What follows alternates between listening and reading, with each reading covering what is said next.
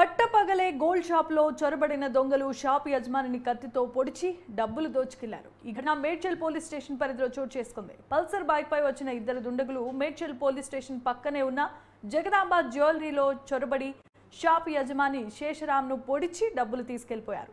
వీరిలో ఒక వ్యక్తి హెల్మెట్ పెట్టుకోగా మరో వ్యక్తి ముసుగు ధరించి వచ్చినట్లుగా స్థానికులు తెలియజేశారు. షాప్ యజమాని ఆసుపత్రిలో చికిత్స పొందుతున్నారు. సంఘటనా స్థలాన్ని పరిశీలించి కేసు నమోదు చేసుకున్న పోలీసులు సీసీటీవీ ఫుటేజ్ ఆధారంగా దర్యాప్తును చేపట్టారు.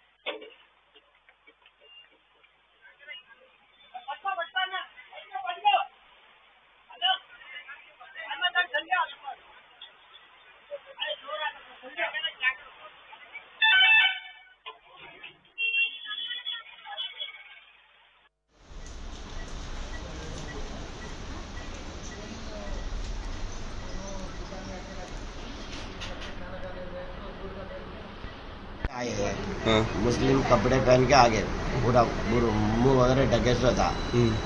आते ही वो चाकू निकाले पूरा माल देव मैं बोला ले लो हाथ ऊपर कर लिया हम लोग।